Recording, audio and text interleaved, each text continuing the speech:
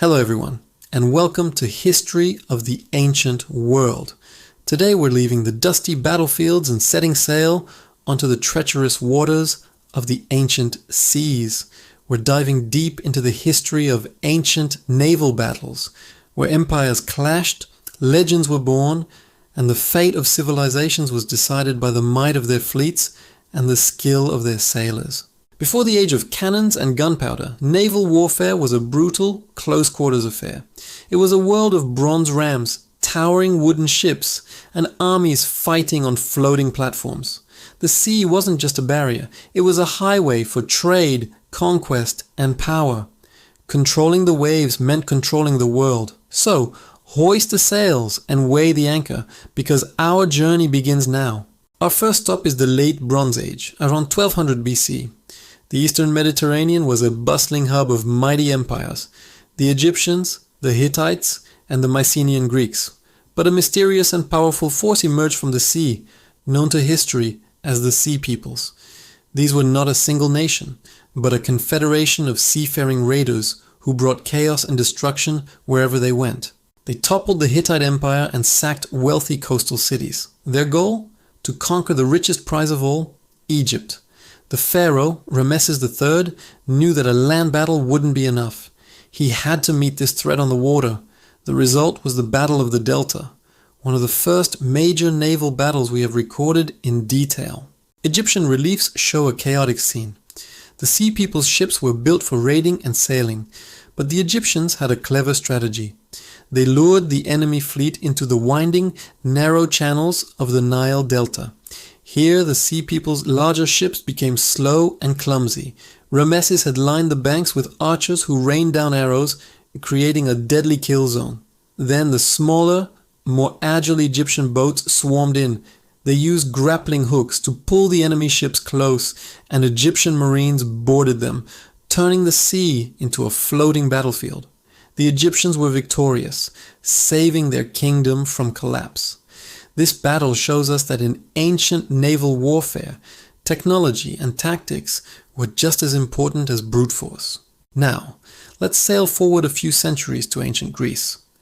The Greeks were natural seafarers, and their civilization was built around the Aegean Sea. For them, the sea was life.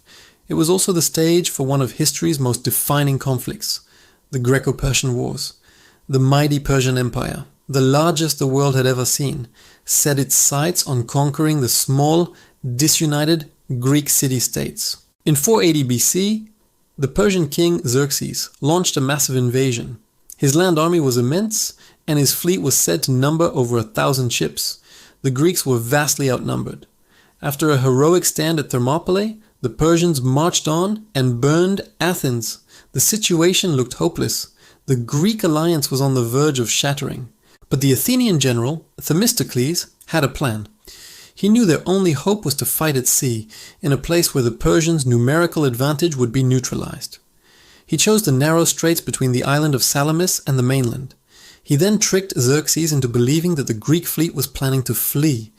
Eager to crush them once and for all, Xerxes ordered his fleet to block the straits and attack. It was a brilliant trap. As the huge Persian fleet crowded into the narrow waters, they became disorganized and couldn't maneuver. They were like a traffic jam of warships. The smaller, more agile Greek triremes, with their bronze rams, moved in for the kill.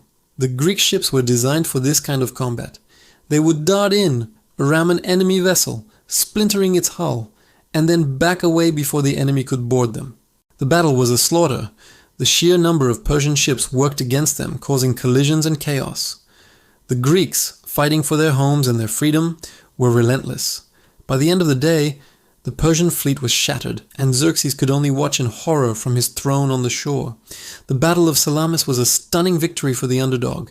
It saved Greece from conquest and allowed its unique culture, democracy, philosophy, and art to flourish and shape the course of Western civilization.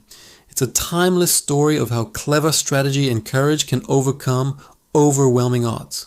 From Greece, we journey west to the rising power of Rome. The Romans were masters of the land, with their disciplined legions conquering everything in their path. But they were not a seafaring people. They called the Mediterranean Mare Nostrum, our sea, but first they had to take it from the masters of the Western Mediterranean, the Carthaginians. Carthage, located in modern-day Tunisia, was a great naval and trading power. Their sailors were the best in the world, and their navy was unmatched. When Rome and Carthage clashed in the First Punic War, the Romans faced a huge problem. How could their army defeat an enemy they couldn't reach? They needed a navy, and they needed one fast. According to legend, the Romans got lucky. A Carthaginian warship, a quinquereme, washed ashore on the Italian coast. The Romans reverse-engineered it, building a fleet of their own in record time. But they knew they couldn't beat the Carthaginians at their own game of ramming and maneuver, so they innovated. They invented a device called the corvus, or the crow. It was a long, heavy boarding bridge with a sharp spike on the end. When an enemy ship got close, the Romans would drop the corvus. The spike would dig into the enemy's deck, locking the two ships together. And what happened next? The Roman legionaries, the best infantry in the world, would swarm across the bridge and turn the naval battle into a land battle on the sea. This was a game changer. At the Battle of Mylae in 260 BC, the Romans used the corvus for the first time with devastating effect. The Carthaginian sailors were shocked. Their superior seamanship meant nothing against the disciplined Roman soldiers now fighting on their decks. Rome won a decisive victory, its first major triumph at sea. The corvus was a clumsy weapon and was later abandoned, but it gave the Romans the confidence and experience they needed. They eventually defeated Carthage and established complete dominance over the Mediterranean for centuries to come. The story of Rome's naval rise shows us the power of adaptation. When you can't win by the old rules, you write new ones. Our final voyage takes us to the end of the Roman Republic, a time of civil war and colossal ambition.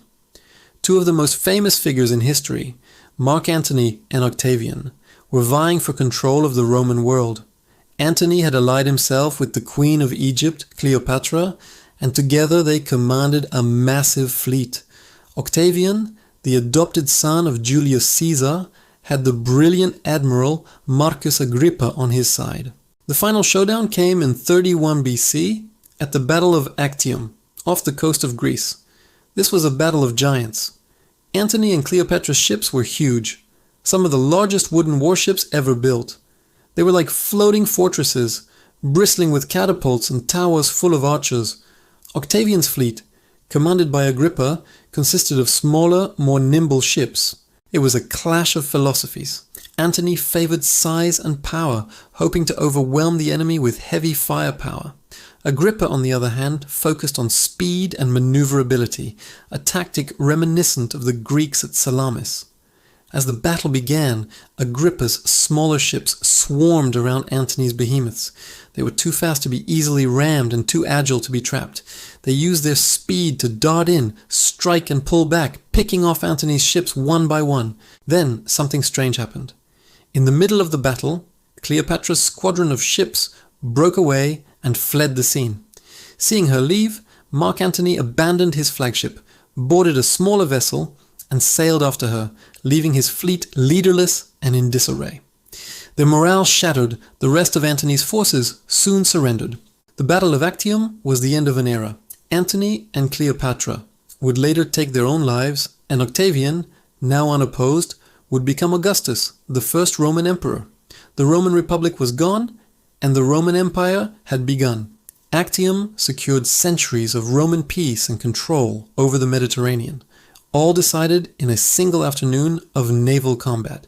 From the Nile Delta to the shores of Greece and the heart of the Roman civil wars, these ancient naval battles were more than just clashes of ships. They were turning points in history.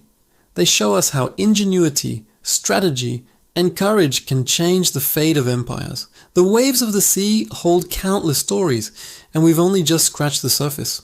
Thank you so much for joining us on this voyage through the ancient world. What other historical topics would you like us to explore? Let us know in the comments below.